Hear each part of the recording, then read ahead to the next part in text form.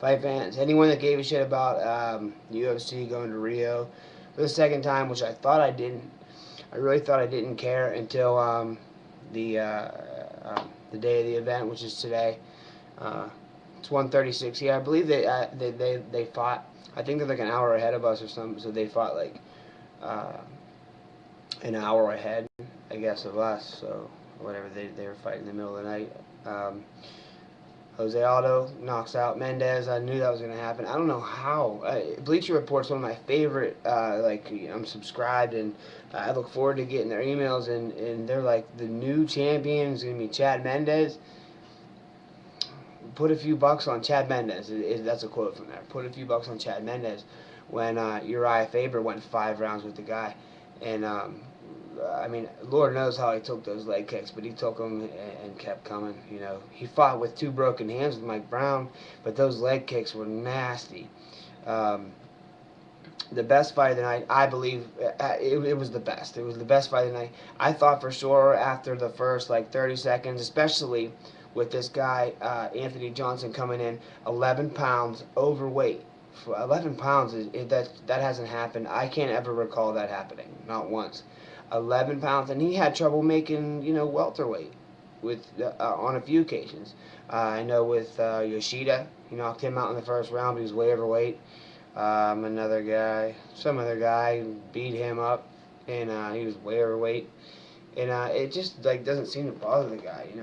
I don't know. It's not the first thing. Dana said, win or lose, his job's on the line, but he lost. I thought after the first minute of the fight, I'm like, damn, he came in really big and got to rehydrate himself before Vitor did. So I thought for sure, shit, Vitor's gonna lose this guy that that fucked up at the weigh. It was really bad, and I know he had a good camp. I watched his diaries. He had a really good camp.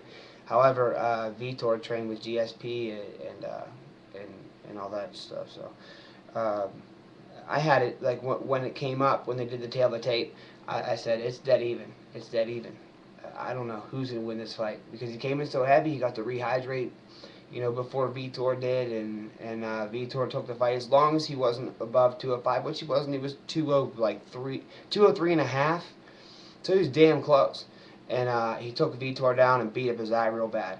And Vitor's right eye was swollen up pretty bad, and I'm like, shit, man, if this guy beats Vitor in Rio, that's crazy. I was really rooting for Vitor. I'm a big, huge Vitor Belfort fan. Always have been.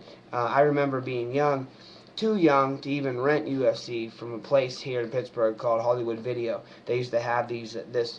It was like it's like the porno section now, but without like the fucking Wild West swinging doors that fucking so everyone knows you're fucking renting a porn.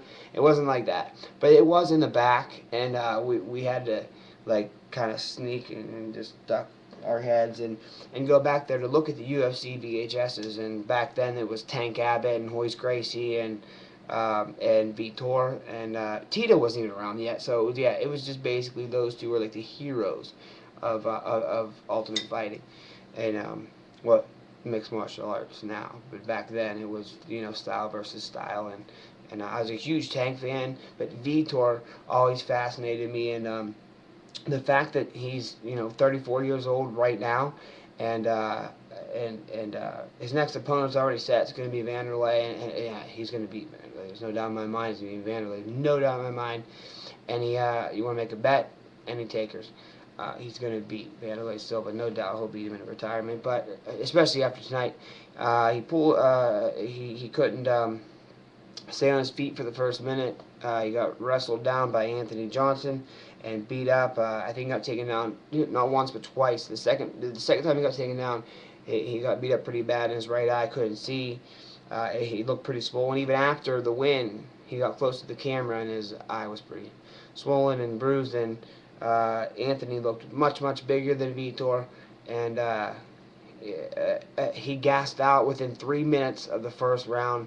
Vitor capitalized on it and gets his first submission. I told my girlfriend that I haven't seen Vitor pull off a submission since like the arm. Joe Rogan said armbar in Japan in '98, but he has pulled off a couple guillotine chokes. He pulled off a guillotine against Alistair Overeem. Um, let's see, that was Pride 2005. The first round, but there was only 20 seconds left in the round, and he pulled off a guillotine way back in 2005. So it's been 8 years. Wow, what a dumb fuck. I'm seriously bad at math. If I can't even do that, that's bad. 7 years. About 7 years since he's pulled off a submission, and he pulled off beautiful rear naked choke to hopefully end this guy's run in the UFC. I had nothing against him until he came in 11 pounds overweight. That's by far too much for me.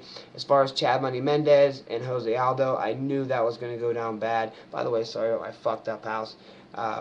UFC is just a big night for me, and I haven't missed one in years. I haven't missed Dream in years. I haven't missed a Strikeforce in years. So, but mainly people want to hear about UFC. It's the biggest organization in the world. They just went to Rio. I didn't give a shit about the card. Roosevelt Paul Harris, by the way, pulled off. I just told her prior to the fight when they were announcing his name, I said he's the best leg lock. He's a leg lock specialist and the best in the game today. And in the first round, probably the first minute, he just pulled off an excellent heel hook and got the submission victory.